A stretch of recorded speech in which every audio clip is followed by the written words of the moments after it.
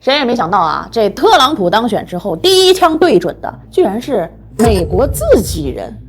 家人们，接下来您将收看到的是来自美国的大型内斗现场。谁跟谁在斗呢？我先卖个关子。之前特朗普不是成立了个政府效率部吗？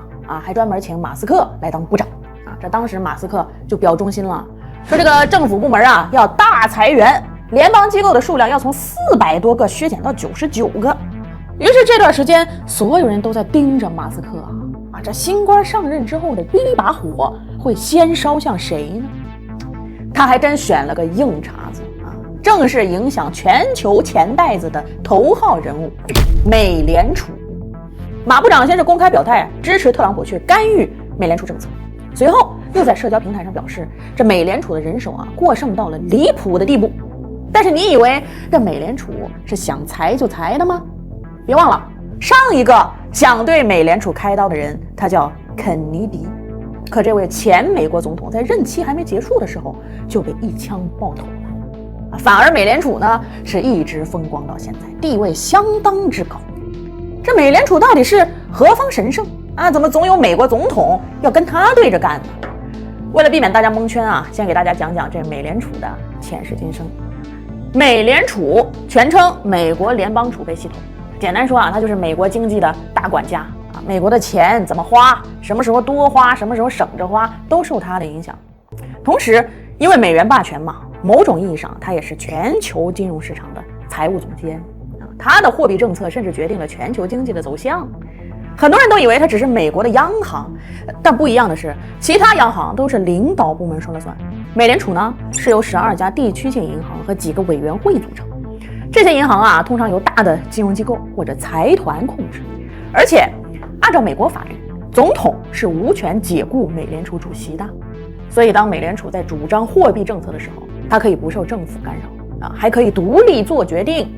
好，那接下来咱们就来聊聊吧这马斯克马大人为什么要先对美联储宣战呢？这背后肯定是特朗普的授意嘛。而现在美国国内反特朗普反得最厉害的，恰恰就是美联储。这事儿还得从特朗普和美联储主席的爱恨情仇说起也可以说是由爱生恨。2017年的时候，特朗普刚上任任命鲍威尔为美联储主席，还夸他很强、很坚定、很聪明。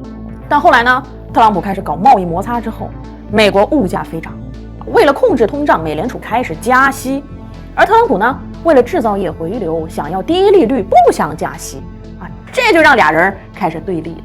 特朗普开始频繁的炮轰鲍威尔甚至威胁要解雇他。那兔子也有3分火受够了威胁的老鲍，自那以后是彻底跟董王就杠上了，那叫一个针尖对麦芒。比如特朗普前脚放话说要把加密货币列为美国战略储备资产，把美国打造成地球加密货币之都。后脚鲍威尔就开会了美联储不能持有加密货币，不参与政府囤积加密货币的任何计划。那记者就追问老鲍了，说这特朗普让你下台，你走不走？老鲍直接连着4次说 No。 但真正让特朗普起了杀心的还是最近一次的美联储议息会议。鲍威尔明确表示要放缓降息节奏，之前说好明年降息4次的，现在变成降2次，甚至不降。这相当于给特朗普挖了个巨坑你看，特朗普重返白宫，核心理念就那3件事：对内减税、对外加税、增加美元出口。但这些看似硬气的举措，都得建立在弱势美元的基础上你得降息一旦你不降，美元又变贵了，那首先出口会受损其次融资成本高，企业也不愿意去美国建厂，而且美债利息再上升，美国的财政赤字还要增加。那鲍威尔这么一搞，特朗普竞选时候承诺的大饼全都难以兑现了。于是特朗普只能派出马部长来痛下杀手。所以这波马斯克炮轰美联储，就是美国政坛大内斗的前奏。现在有意思的是这马上1月20号，董王就要宣誓上任了。美国总统和美联储之战，这次谁会笑到最后呢？另外，美股美债现在也都是历史新高美联储如果真的硬气，坚持不降息，又会对全球市场造成什么样的连锁反应呢？我会持续为大家追踪。散会。